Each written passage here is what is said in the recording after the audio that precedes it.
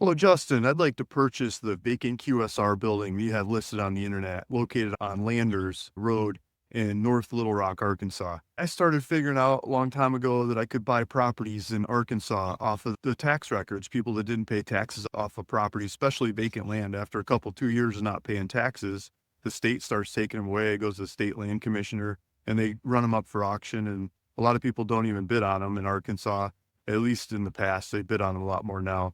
And then when nobody bids on them, especially the vacant land, after a couple years, you can do an open bid, like a sealed bid to buy the properties. They don't give you any guidance of what you can bid on them. I didn't know what to bid, so I figured I'd just start throwing random numbers at them and see what I get back. $1,000, $500, $200, $100, $75, $50, $20, $5, $3. I tried every dollar price on the board, and everything below $50, like $49 and below, was rejected. Everything $50 and above was accepted. I really scratched my head on this one. Their cost of shuffling the paperwork and getting rid of the property must be $50. So I started making $50 offers. I'd send in 5 or 10 of them and I'd get those properties. And then I said, I might as well just buy some more. I I'd do 100 at a time, but you got to fill out a piece of paper and put a check with it. And this was 8, 10 years ago. You got to put a check with it and mail it in and give them a self-addressed stamped envelope to send it back and everything. And so I started doing the little paperwork dance, and then I figured out how to automate it with a printer and getting everything into the right place, my signature on there and spreadsheets, and mail merged it. And so I started printing them up by the thousands, and I figured I'll just buy them all, right? And so I did, and Pulaski County has like the largest volume of those non-tax paying properties out of the whole state of Arkansas.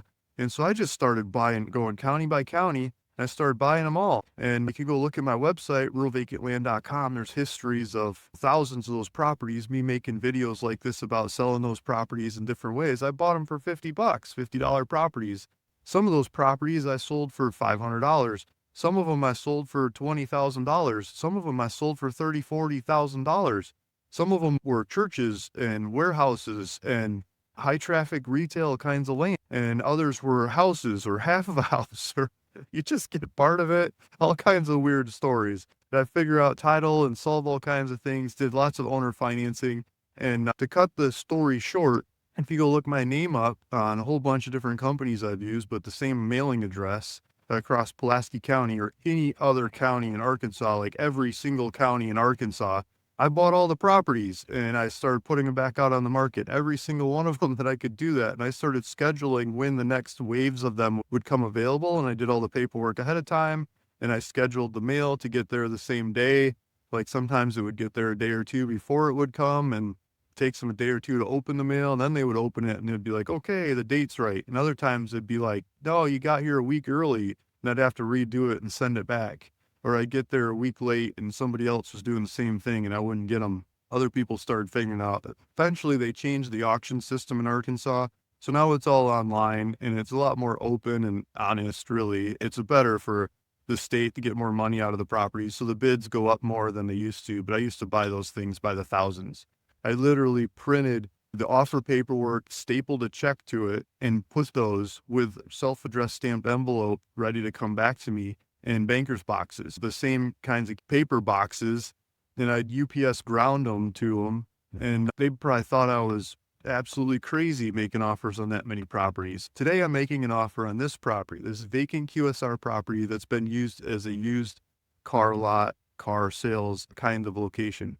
It was a fast food place in the past. I got a lot of these properties along the way doing these kinds of amalgamations and buying portfolios of properties that were high traffic retail properties. And when I got high traffic retail properties in my hands in the past, when I didn't know what to do with them, I would try to sell them. I would try to sell them with owner finance. Like, it still needs a user to use that property. Who's going to buy it on owner finance without a user? I would try to sell them by lowering the price and lowering the price. People still didn't want to buy them because there was no user. I thought maybe I could sell them to the people that own similar kinds of properties. So I would reach out to them. I would send them letters. I would call them. I would text them. I would email them. I would chase them down and say, you should own more of these. I would look up the people that bought properties in that county or in that region or in that state. They paid cash. They bought them. They want to have more, right? I tried to sell those properties to them. Nothing. My returns were zip zero zilch. When I sell other properties, I can do it in all those different ways I just explained. But when it comes to high traffic retail, nobody knows what to do with those properties until you have the specific user for that property. It wasn't until I started reaching out to users of similar properties to the ones that I had that it started to click and the song started to sing. They started to buy up those properties. And it wasn't usually the person or the operator of that shop. It was their brother, their cousin, their landlord, somebody else that knows their business and wants to rent to them that came to me and made a cash offer for those properties and took off with them. I sold lots of those properties all across the country and markets all over the place. And I did it on a statistical basis. I would make cash offers and buy those properties up statistically because the numbers, I started getting harmonic data sets when it's this level of traffic and this level of business.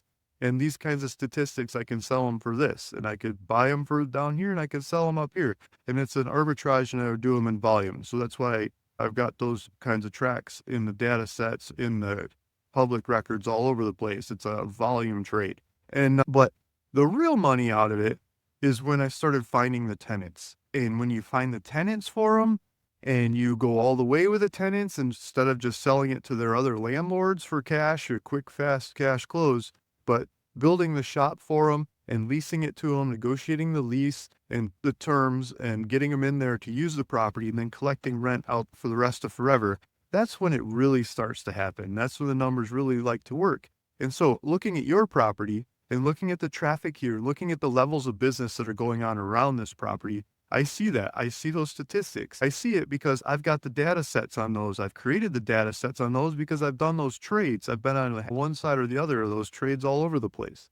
And so I would like to apply that data and I would like to go reach out to the tenants that should use this shop and tell them why they should use this shop and create a synthetic business case scenario, why they should use this shop, looking at the other shops in the area and all the traffic that's going by here. There's a ton of traffic that can see this location, and there's a lot of traffic that can reach this location. These customers that are driving right by, right in front, not the freeway, but right in front of the shop, are shopping at X, Y, and Z. And when they're shopping at those shops, they're usually shopping at your shop, but your shop isn't here in this market yet. In other markets where your shop is, you're getting this kind of return on your shop.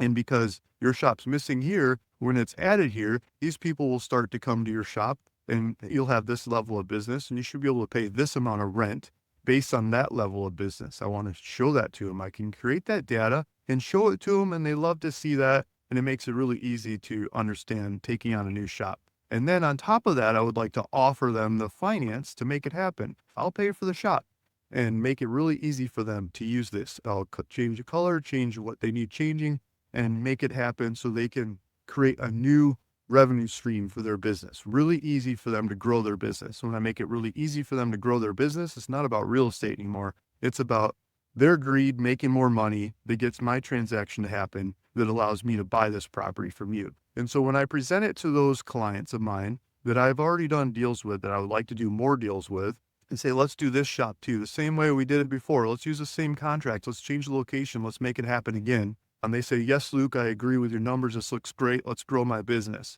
And I'd like to come back to you and say, let's close. I want to close. Let's make this thing happen as fast as we can. And until then, I'm asking for some due diligence time to talk to those tenants. There's a couple of them that I think would go here really well. I'd like to pitch them. But there's also a bunch more that statistically fit just enough to have that conversation and go make it happen. So take a look at my offer. Let me know if that works for you. If you have questions, please feel free to reach out to me. I'd love to answer questions and see if we can make this one happen. If you're interested in the data sets and those kinds of trades that I'm talking about in this video, feel free to go to the link in the description below. And that link will take you back to my school community. And on there, we've got a lot of like-minded people that love talking about these kinds of deals. And we share information, we share contact, we share strategies, and we work together to be able to get more tools into our toolbox to tackle the next one. If you're interested in that, hit that link below. It's free, and it's just a good community share of information. If you're interested in owning these shops to collect rent, to collect depreciation, and those kinds of things out into the future, please feel free to reach out to me. I would love to hand these kinds of shops off to you later after I've got a tenant for them and I've already closed the purchase and everything. I'd like to pass them off so I can recapitalize and go make more offers like this. I can make more videos. I can come up with more properties. There's always more properties out there. Just taking the statistical favorite ones of them and go work on those and get those and turn them into new cash flowing assets for somebody like you to own out into the future for the next one and the next one. So if you're interested in financing those either with me or on the side of me or just buying them from me or transferring them to you in one way or another, I'd love to hear how you'd like to take them on. Please feel free to contact me. My contact information is on ruralvacantland.com, and just feel free to reach out. Either way, thanks for listening. Thanks for watching. This is Luke Smith of ruralvacantland.com. And if you like these kinds of videos, please hit subscribe. I make a lot of them. And see you in the next one. Bye.